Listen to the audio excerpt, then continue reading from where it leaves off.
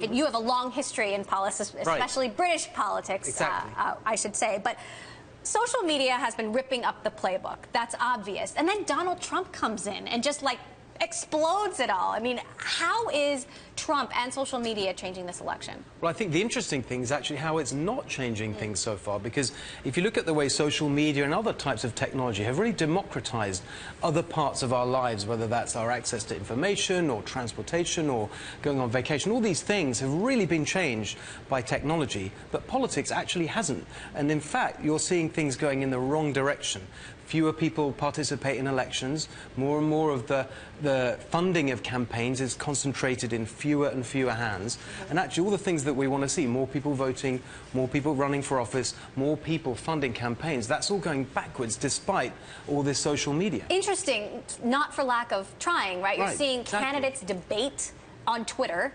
Yes. You know, Jeb and Hillary just throwing barbs at each other. But it seems Obviously, to me that they're Trump's appealing just to the same kind of narrow audience, the real kind of political junkies, and that's great. But if we really want a healthy democracy, we've got to get much, much wider participation, more people involved. So how do they do that? Via social media? Is that well, it's not just social media. I mean, our approach at CrowdPack is to say, look, the starting point has got to be objective information about politics, because one of the things that our research shows is that people are really sick of all the spin and the BS and the things that candidates say, and they literally don't know who to trust. Right. They don't know where the candidates stand. They have no idea who to support. Unless you're a real dyed-in-the-wool partisan, you have no idea. And so our starting point is to give people simple, objective data based not on the opinions of candidates or even looking at their policies, but at what our research shows is the most powerful predictor of how they would behave in office, and that is who gives them money. So I want to talk a little bit more about how CrowdPack works, because you can basically take an issue like guns. I care about guns, and you can rate your own stance on that issue on a scale from liberal to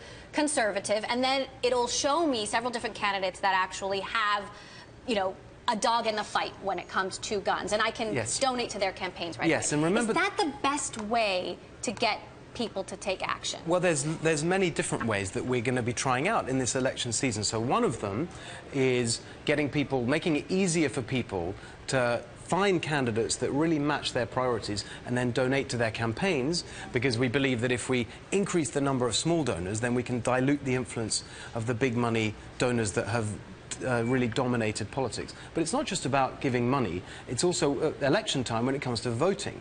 So many people tell us that at election time they literally have no idea who the candidates are on the long ballot, especially for really important political positions like statewide races, the state legislature, that actually determines a lot of the things that affect people's lives, local elections. People don't know the candidates, they don't know how to choose. So this is about educating people. It is about educating people about who's on their ballot and who they should support through data that's objective, but also really simple tools they can use on their cell phone, presented in a way that people are used to these days in other areas, applying that kind of great design and great UI to the area of politics, which is so far really untouched by that. So how do you see the presidential election impacting you? I mean, this is going to be a very busy year for you guys. Yes. How do you see CrowdPack? Well, I think what we've learned so far, we launched just under a year ago for the midterm elections last year, and we've been testing various things out, and the best response we've seen actually so far is when it comes to those local elections. So we did an experiment in Philadelphia this year. It's a year where you don't have many elections going on, but Philly was one of them. And we gave people information about everyone on their ballot, not just the mayor and the city council, but right down to local judges, offices that really had never been informed about in that way before. And we found great interest, particularly from young people.